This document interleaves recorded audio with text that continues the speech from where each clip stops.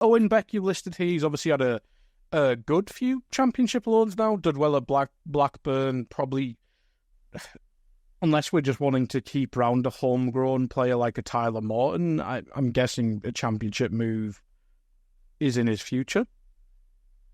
I think championship is where he should be. Maybe a lower down than that, but he's obviously, like you said, had a few loan spells where he's played championship sort of level, and there seems to be ongoing interest in him at that level. So I don't see him as being close to Premier League level, to be honest. I mean, you talk about homegrown spots, but that's only useful if you play. Yeah. Otherwise, you just don't need somebody there. Very true. Very true. But, I mean, all these players, I mean, Reece won't probably be a free. Balagizi will be a free. Beck, you'd probably get, I don't know, 5 mil at a push. If you can get 5 million and some sort of sell-on clause, you've done exceptionally well. Yeah, exactly. This guy's 23 in a couple of weeks, so... Yeah, he's older than you think, isn't he? Yeah. Anyway, Darwin Nunez. I think he came out in the Italian media like a couple hours ago. He's given, and I quote, the green light to a move to Napoli. I mean, I haven't seen any rumoured fee. I think I've seen the odd thing about 40-odd million. Unless Saudi came in, I think that was always going to be the top end of what we get. And it's still kind of surprising me now that an Italian club might spend something around that to us. I just, like I said on the Daily Red today, I don't want to repeat myself too much. I think there's certain players you can keep around as squad players, like Jota. Like, I think he should be sold, but I see the use. We can keep him. He can play 2 roles. He's not been great, but we can keep him. But Darwin Nunez, like, if he plays again for us, we have to pay an extra 10 million to Benfica. He's so inconsistent and so annoying. Every time we play, we don't know what we're going to get. He costs a lot. He's probably on a lot more wage than Jota. I think it's just a cut bait and run and then get whatever we can at this stage. So I place very little faith in the source of the rumours, but one that we had in the last couple of days was that we went to Napoli offering Darwin and Chiesa for Victor Osimhen, right? Straight swap, 2 players for 1 player. Yeah. And they say no because they value him higher, but those 2 players and 20 million euros for Osimhen, would that be of interest to you? Would that striker be of interest as your number 9? Oh, God, yeah. I mean, I'm not going to lie and say I watch Serie A a lot. But, like, the fact that he's done it in Ligue 1 for Lille all those years ago, he was Napoli's talisman for a title win and multiple title charges. And then Kavicha obviously came in and it kind of made them title winners instead. Everyone falls out with Napoli at some stage. Then he goes to Galatasaray and seemingly was the best player in Turkey, which might not be the hardest challenge for a seemingly once world-class striker who's only dropped off because of reputation more so than anything.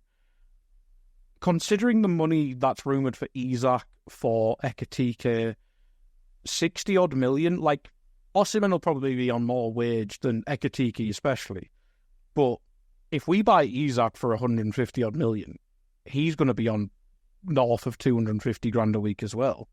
Like, you could probably say Osimhen's not Premier League proven with that new term that's came out, but in terms of playing for an elite club, Osimhen's more proven than Isak. And if we get him, I think the release clause is 63 million or whatever it is. If we could find a payment structure where we don't have to pay that all in one go to be boring and accounty about it, that it's not a bargain because you'd be paying him stupid wages. But if you're in a world where these £100 million strikers and you're getting one of the best number 9s of the last 5 years for 60-odd million, that's a crazy deal. If we have a front 3 or a front 4 of Osimhen, Mo, Wirtz, Dom or Diaz, or Dom, Diaz or Gakpo, whichever one of those 3 is playing in whatever role, that's terrifying. Like, if that's a deal to be done, and Osimhen's wage isn't going to be ridiculous. And the fact that he rejected Saudi Arabia must mean he can't just be going, I want 500 grand a week in Europe. That can't be the reality. So he must understand he's only going to get, max 300 grand a week in Europe. There must be a deal to be done there if we actually are of interest. So if we can trade them two plus £15 million for Osimhen, shake hands and get it done. Maybe it's this mythical being of someone you've not watched, because I've watched obviously a lot of Isak, but I've always, even with these links, I've just fancied Osimhen. I don't know why. Maybe I just like having AFCON pool back together or something like that. That's the only concern, is that we'd lose Mo and Osimhen for a month in January. Yeah. But if we're scoring 4 goals a game before that, who cares? I'd do that in a heartbeat. And I think Napoli's always a club you want to have a good relationship with as well, because, well, the president's mental, but they always have really good players that will be of interest to elite European clubs. Very true. I think it would be a weird deal, but it would be great to get it done. I think if Liverpool were to get anywhere north of 40 for Darwin, I'd be really surprised. So if it's let's say a 50 million rated deal for Nunez in this deal, 50 for him, 10 for Chiesa, let's say, and 15 cash. Yeah, I'm with you. That's a net win for Liverpool, I think. I don't particularly want to sell Chiesa, but if he's not going to be used, what's the point? Darwin. We can rework the song, it's fine. Yeah. Darwin obviously has to go. That ship has sailed now, I think. So yeah, got to get whatever you can for him. And I was half expecting this summer that we might have to take a loan with an option to buy him for 35 million or something. And if it is Napoli, I'm still not going to rule that out as an option. But I really don't want it to be the case. So if there is the chance to go and get Osimhen, and even if he's not for some reason Liverpool's first choice or the forward that Slot wants, there's always going to be a market for him afterwards. That's the thing. I don't think if we get Osimhen and say Isak stays at Newcastle for another year next summer, I don't think Osimhen stops us getting Isak, because, well, Saudi's always going to be interested in these players.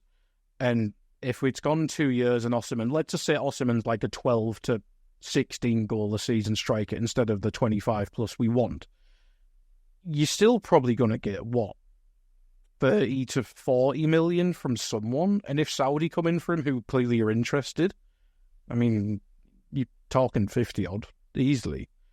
And at that stage, he might really fancy getting 600 grand a week to do nothing, So yeah, I wouldn't say if it's the safest bet possible, but in terms of the maximum level reached, I think he's got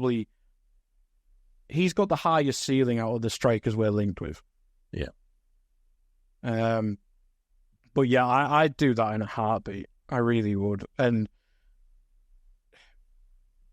I was with you. I think when everyone knows we want to get rid of Nunez, as soon as the Saudi thing kind of quietened down, I was like, he's going to be in the Serie A loan circle of death for 2 years.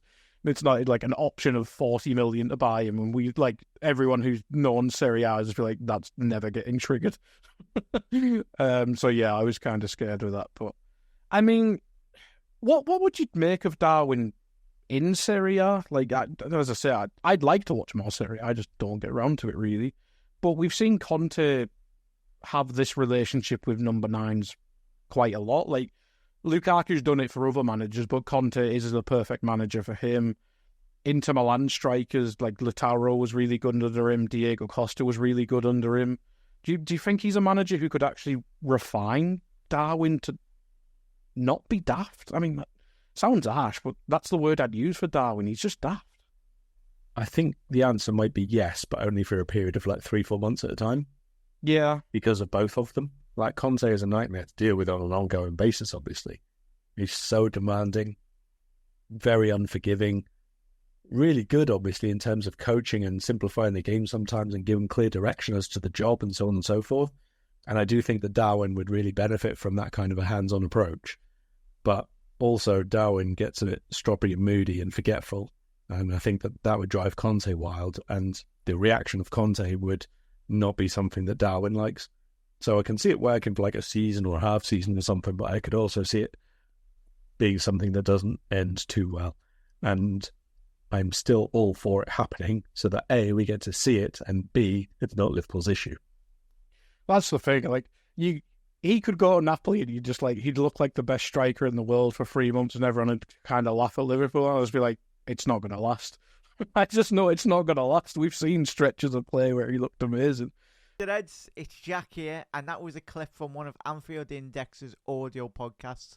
If you have enjoyed the video, make sure you do like, share and subscribe to keep up to date on all things LFC. We record around 100 audio podcasts every month, with our shows featuring match-going fans, top journalists, professional analysts and even Liverpool legends along the way. With the Great Dane himself, Jan Molby, joining us every single week. If you want to listen to all our podcasts for free, head over to anfieldindex.com/podcasts. Our audio shows are available wherever you get your podcasts. Just search Anfield Index. Or if you prefer to listen to all our podcasts in full and without any ads, why not head over to AI Pro today to check it out now at anfieldindexpro.com. If you want to get involved in the great growing community of Liverpool fans, check out the Anfield Index Discord. The link is in the description. Do get involved with that from Reds around every corner of the globe. For now, Reds, hope you enjoyed this video.